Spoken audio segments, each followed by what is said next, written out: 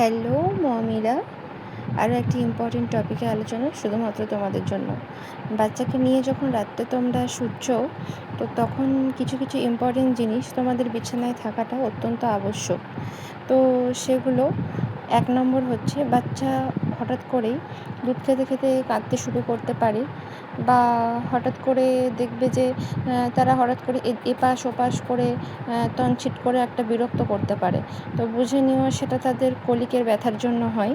তো এটা হলো সেই ড্রপ কলিজা, যেটা 5 থেকে 6 ড্রপ দিলেই কিছুক্ষণের মধ্যে বাচ্চা একটা রিলিফ পায়, এবং সেই রিলিফ পাওয়া থেকে সে কান্না কিন্তু বন্ধ করে দেয় এবং ভালোভাবে সুন্দরভাবে ঘুমোতে শুরু করে।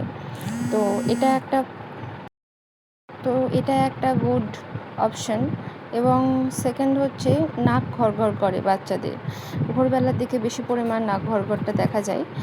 তো সেই পরিমাণটা হঠাৎ করে তোমাকে রাত্রিতে উঠে বিছানা ছেড়ে যাতে উঠতে না হয়, দেন এই একটা নাজল স্প্রেটা বিছানার মধ্যে নিয়ে রাখবে।